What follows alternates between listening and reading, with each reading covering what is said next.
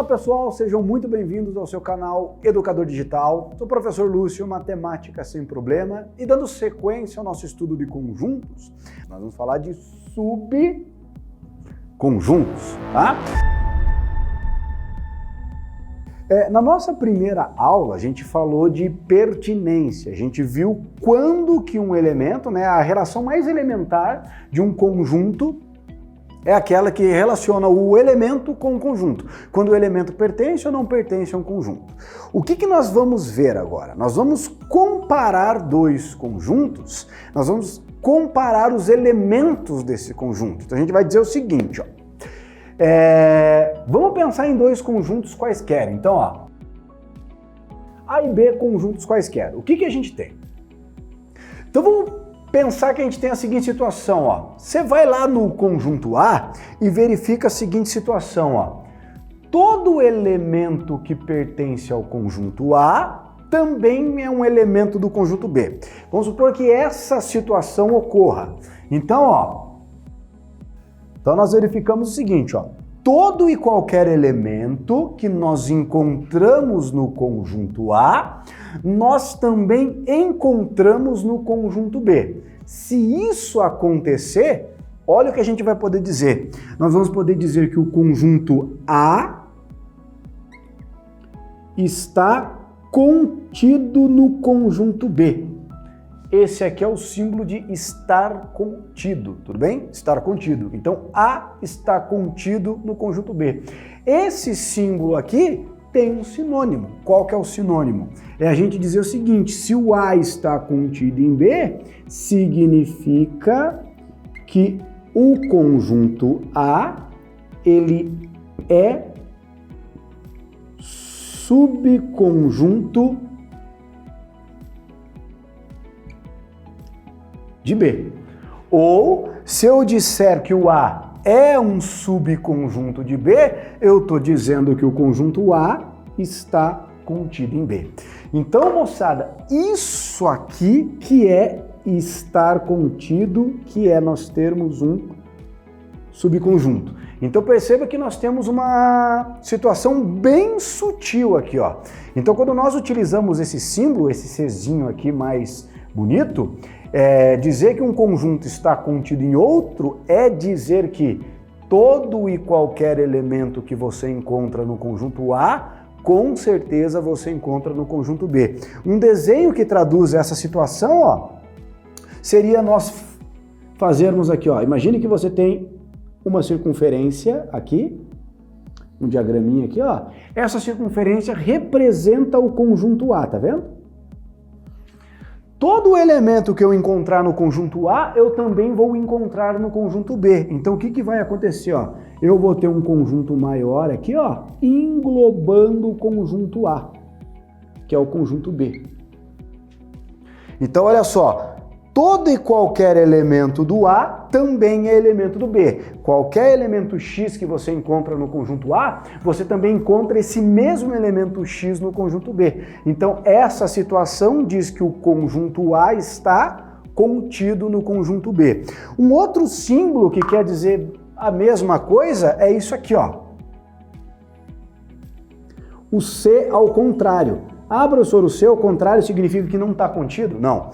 Esse símbolo significa que contém. Então eu tenho, A está contido em B, ou é a mesma coisa que dizer que o B contém o conjunto A. Se o B contém o conjunto A, é porque o A está contido em B. Todo elemento que pertence a A, pertence a B também, tá? Então, tão importante quanto visualizar bem, saber bem o que significa esse símbolo, é também entender a negação dele. Então, quando a gente representar aqui, esse símbolo, A não está contido em B, o conjunto A não está contido em B. O que nós temos que entender quando você visualiza esse símbolo? Que existe pelo menos um elemento no conjunto A que não pertence ao conjunto B. Tudo bem? Então vamos fazer um exemplinho aqui, para você visualizar isso. Então, vamos pensar no seguinte exemplo. Vamos dar aqui inicialmente dois conjuntos, olha o que acontece nesses dois conjuntos, ó. O que você percebe? Qualquer elemento que você encontrar no conjunto A, você também vai encontrar no conjunto B. Tá vendo, ó? O número 1 pertence a A, o número 1 pertence a B. O 2 pertence a A, pertence a B. 3 pertence a A, pertence a B. 4 pertence a A, pertence a B. Então, todo e qualquer elemento do conjunto A pertence ao conjunto B. Se isso ocorre, ó, se todos os elementos do conjunto A também são elementos do conjunto B, o que nós podemos garantir com certeza absoluta? Que o conjunto A está contido no conjunto B. Tudo bem? Dizer que o conjunto A está contido no conjunto B é a mesma coisa que dizer que o conjunto A é subconjunto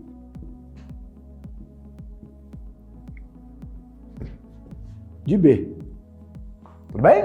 Se o conjunto A é subconjunto de B, é porque o conjunto A está contido em B. Tudo bem? Outro exemplinho aqui. Conjunto P e conjunto Q. O número 0 pertence a P, o número 0 pertence a Q. O número 4 pertence a P, o número 4 pertence a Q. Mas olha só o que acontece, ó. Encontrei um elemento do conjunto P que não é elemento do conjunto Q. Então o que nós podemos dizer com certeza absoluta? Que o conjunto P não está contido no conjunto Q. Então não está contido porque existe pelo menos um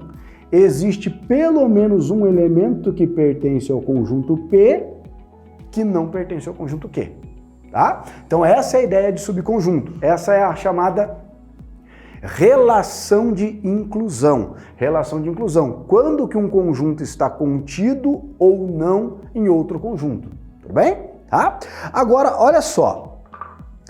Subconjunto, nós vamos ter algumas coisinhas para destacar, algumas propriedades para destacar. Então vou listar aqui uma a uma, tá? Então me acompanhe. Primeiro vamos pensar que nós estamos trabalhando com um conjunto qualquer, tá? Então o que nós temos, ó? Então a primeira propriedade. Então aqui, não importa qual seja o conjunto na face da Terra, o que nós vamos ter? O conjunto vazio está contido em qualquer conjunto. Tudo bem? Não importa qual seja o conjunto vazio está sempre contido, tá? Lembrando que estar contido é diferente de pertencer. Pertencer eu tenho que ter um elemento pertence a um conjunto, né? Então aqui o conjunto vazio está contido em qualquer conjunto. Por quê? Olha só que interessante. Pensa da seguinte maneira, aqui também vem um pouquinho de raciocínio lógico, tá? Pensa da seguinte maneira, existe um negócio na matemática chamado redução ao absurdo. Então o que eu quero mostrar? Eu quero mostrar que o conjunto vazio está contido em qualquer conjunto, tá? Então o que eu vou fazer? Eu vou supor, essa aqui é a minha chamada tese. Eu vou negar a tese, tá? Eu vou negar a tese, eu vou falar o seguinte, ó. Eu vou falar que o conjunto vazio não está contido no conjunto A. Então o que eu estou fazendo? Por exemplo, eu estou com uma camiseta preta. Eu quero provar que a camiseta é preta. Então, ó, prove que a camiseta é preta. Essa é a minha tese. Eu vou negar. Eu vou falar assim, ó. Eu vou supor que a minha camiseta não é preta. Então eu estou negando a minha premissa, tá? Agora pensa o seguinte, ó, se eu estou negando a minha premissa, a minha camisa eu falo que não é preta, daí eu vou desenvolvendo matematicamente, se a minha premissa for falsa, automaticamente no meio do caminho eu tenho que chegar numa contradição. Tudo bem, sei lá, eu chego lá que 3 é igual a 7, isso é uma contradição. 3 não é igual a 7. Então o que acontece? É porque eu parti da premissa errada. Então aqui a ideia vai ser essa, ó. Eu quero dizer que o conjunto vazio não está contido no conjunto A. Lembra? O que representa não estar contido? Não estar contido significa o quê? Ó? Disso nós podemos concluir que existe pelo menos um elemento no conjunto vazio, ó. Então, existe, ó. Ao invés de escrever a palavra existe na matemática, você pode colocar esse E ao contrário, tudo bem? Então, ó, existe elemento que pertence ao conjunto vazio, tudo bem? Existe elemento que pertence ao conjunto vazio e esse elemento não pertence ao conjunto A. Lembra? Quando a gente coloca esse não está contido, significa que tem elemento nesse conjunto que não está nesse. Essa é a ideia. Agora, olha só, aqui nós temos o chamado absurdo. Tá vendo que aqui deu um absurdo? Ó? Eu estou falando que existe elemento no conjunto vazio. Só que o conjunto vazio é formado por quantos elementos? Nenhum. Não possui elemento, o conjunto vazio. Então, se eu falar que o conjunto vazio não está contido, moçada, eu vou ter que automaticamente concluir que no conjunto vazio tem elemento. Isso é um absurdo. Se isso aqui é um absurdo, isso aqui é uma coisa falsa, é porque a minha premissa é falsa. Isso aqui não pode ser verdadeiro. Então, se o conjunto vazio não está contido, eu tenho que admitir que ele está. Porque se eu falar que o conjunto vazio não está contido, eu tenho que admitir que existe elemento no conjunto vazio. Então não importa qual seja o conjunto vazio está sempre contido. Conjunto das canetas, o conjunto vazio está contido. Conjunto dos números naturais, o conjunto vazio está contido. Conjunto dos times de futebol, o conjunto vazio está contido. Tudo bem? Essa aqui, extremamente importante. Segunda propriedade. Todo conjunto é subconjunto dele mesmo. O que eu estou dizendo? Ó? O conjunto A está contido no próprio conjunto A, né? Todo elemento do conjunto pertence ao próprio conjunto, tá? Então, um conjunto está contido sempre no próprio conjunto. E a terceira propriedade, nós temos isso aqui, ó. Eu falo que o conjunto A está contido no conjunto B. Então, eu estou dizendo, ó, todo elemento que pertence ao conjunto A pertence ao conjunto B. E eu falo para você que o conjunto B também está contido no conjunto A. A está contido em B e B está contido em A, ou seja, todo elemento do A é elemento do B e todo elemento do B é elemento do A. Você consegue visualizar qual é a única maneira disso aqui acontecer? Então isso aqui só acontece se o conjunto A e o conjunto B forem iguais. O conjunto A é igual ao conjunto B. Ou seja, dizer que dois conjuntos são iguais é dizer que um está contido no outro. Tudo bem? C e somente C. Tá? Então aqui tem um detalhe importante, tá? Dizer que os conjuntos são iguais, dizer que os conjuntos ali eles são iguais, é dizer que eles possuem o mesmo elemento. Os mesmos elementos que eu encontro no conjunto A, eu encontro no conjunto B. E isso não depende de ordem. Então, por exemplo, ó, o conjunto 1 e 2 é igual ao conjunto 2 e 1. Tá? A ordem dos elementos dentro do conjunto não altera o conjunto. Tá? Então essas são as três propriedades que nós temos no conjunto. Conjunto vazio contido em qualquer conjunto, todo conjunto é subconjunto dele mesmo e dois conjuntos são iguais quando um está contido no outro. Tá? Agora, sabendo disso, sabendo bonitinho o que é ser um subconjunto, o que nós temos? Ó?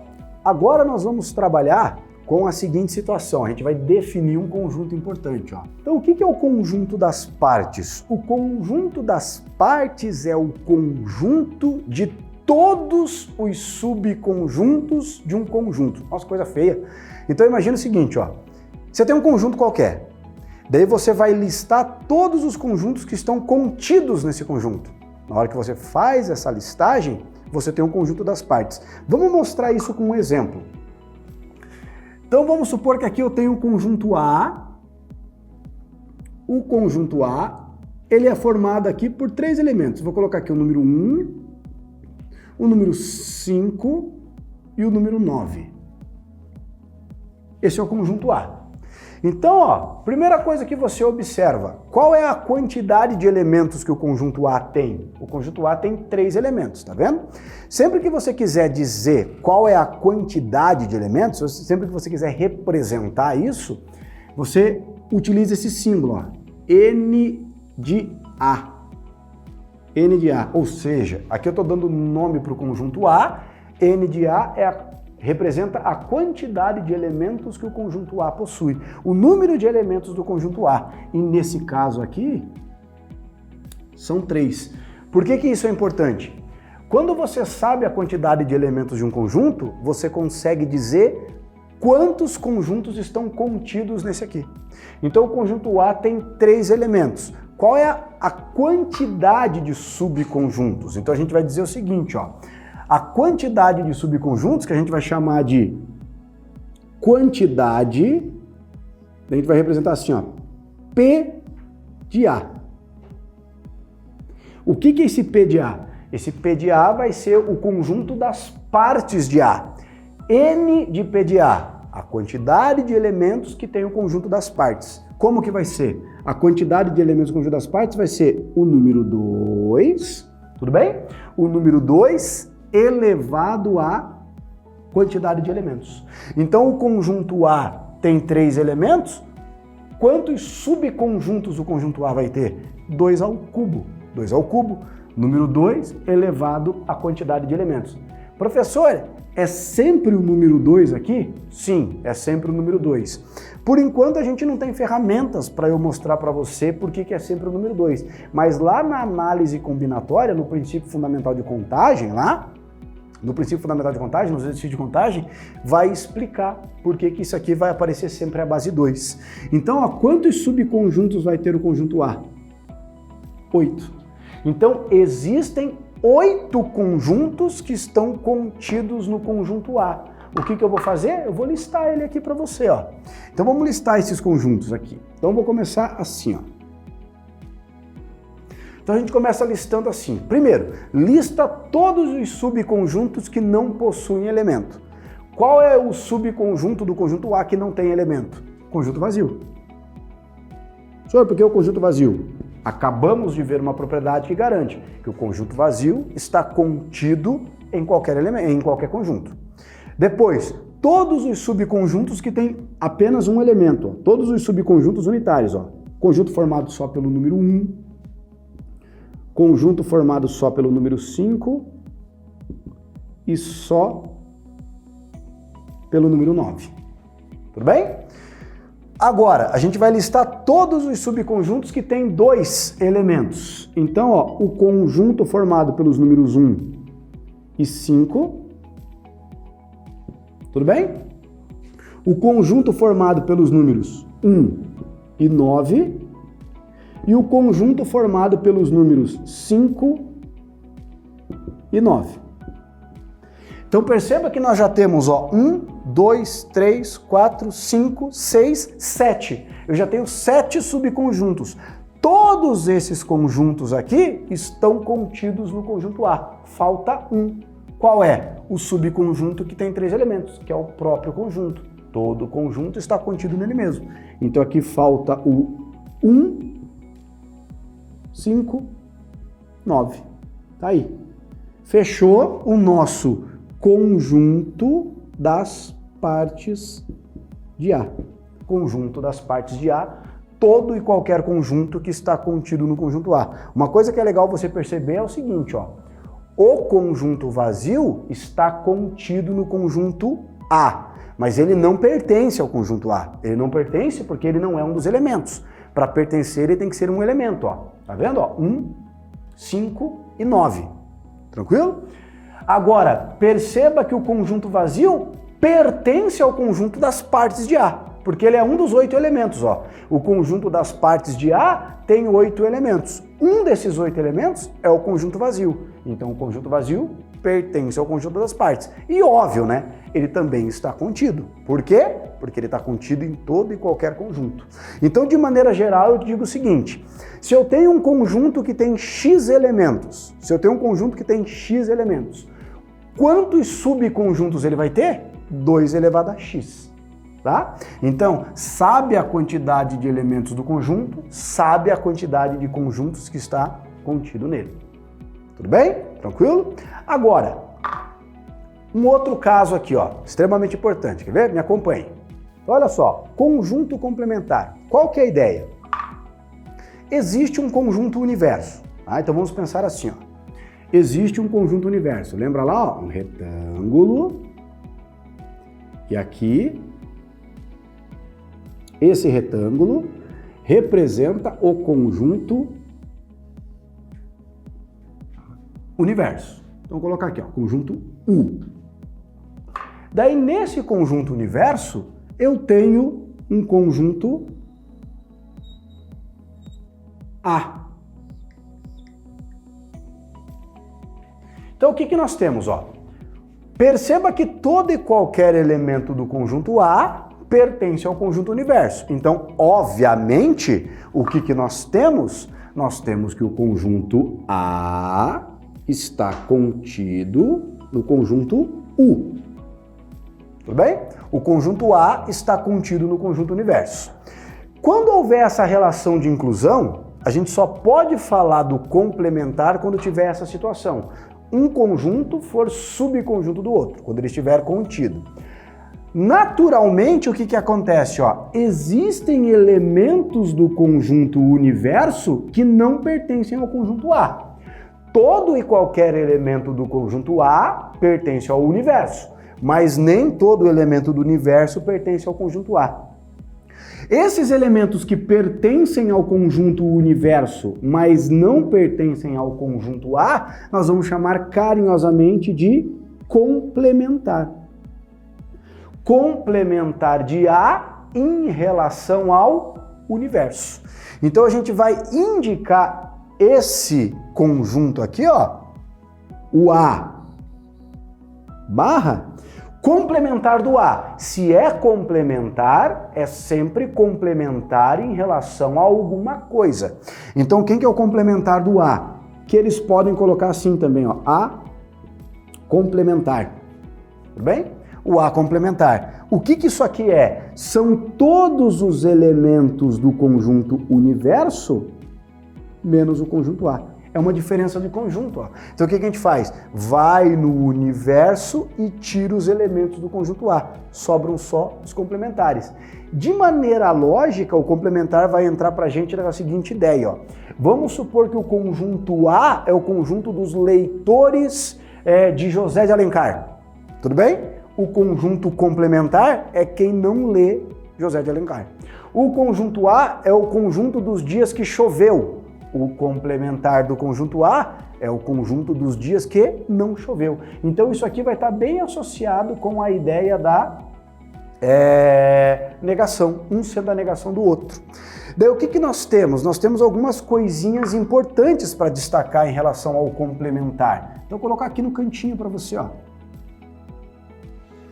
Então, ó, em relação ao universo, sempre que nós fizermos a união do conjunto A com o seu conjunto complementar, sempre que nós fizermos a união do A com o complementar, obviamente o que nós vamos obter? O conjunto universo. Tudo bem? Sempre que nós fizermos a intersecção do conjunto A com o seu complementar, nós vamos ter quem? Conjunto vazio. Não existe elemento ao mesmo tempo que está no conjunto e que não está no conjunto. Tudo bem? Outra coisa, se eu fizer, imagine o conjunto vazio. Então se eu fizer o seguinte, ó, eu pegar o conjunto vazio e fizer o complementar do conjunto vazio. O que seria a ideia do complementar do vazio? Seriam os elementos que faltam no conjunto vazio para ele se tornar o conjunto universo. Quantos elementos eu tenho no conjunto vazio? Nenhum. Então, quantos elementos faltam? Todos. Então, o complementar do conjunto vazio é o próprio universo. Assim como o complementar do conjunto universo, ó, se eu fizer lá U menos U, quem que eu vou obter? O conjunto vazio. Tudo bem? Então, aqui, ó, eu tenho imagine que nós tenhamos um conjunto universo, ó. Daí aqui nós temos o conjunto A. Então, o que eu quero saber, ó? quem é o A complementar? Quem é o A complementar? Quem que é o complementar do A em relação ao universo? Então o que a gente teria que pensar? Você vai lá no universo e tira os elementos do conjunto A, tá vendo? Ó? Então você vem no universo, tira o 3, tira o 5, tira o 7 e tira o 9. Tá? Você faz a diferença. Quais elementos que sobram? Então o complementar são os elementos que faltam no conjunto A para que ele se torne o conjunto universo. Então quem que vai sobrar aqui, ó? O número 1, 2, 4, 6, 8. Esse é o complementar. Se nós formos fazer um desenho, ó, fazer um pretito aqui, ó, nós vamos ter isso aqui, ó. Olha lá. Aqui. Conjunto A. Quem que é o conjunto A? 3, 5, 7, 9. Tudo bem? Aqui está o conjunto A. Daí nós temos o retângulo aqui, ó, que representa o conjunto universo. Aqui está o conjunto universo e aqui nós temos o conjunto A. Daí o que automaticamente tem? Existem elementos do universo que não pertencem ao conjunto A. Quais são esses elementos? Ó? O número 1, o número 2, o número 4, o número 6, o número 8. Se eu fizer a união de A com o complementar de A, 1, 2, 3, 4, 5, 6, 7, 8, 9, vai dar quem? O universo. Se eu fizer a interseção dos dois, não existe elemento comum em relação ao conjunto A e ao seu complementar. Tudo bem? Então esse conceito de complementar, principalmente depois nos exercícios de contagem, eles vão ser importantes para a gente, porque às vezes ele quer saber qual é a quantidade de possibilidades que nós temos de ter os dois elementos separados. O que vai ser, talvez seja mais fácil a gente calcular? A quantidade de casos em que eles estão juntos. Daí a gente faz a diferença para o universo. O total de casos, eu subtraio aqueles casos em que eles estão juntos, automaticamente eu teria o complementar da situação, que é o caso em que eles estão separados. Tudo bem? Tranquilo? Um grande abraço a todos e até o próximo vídeo. Tchau, tchau! E não esquece, com essa dupla aqui, a matemática não é um problema.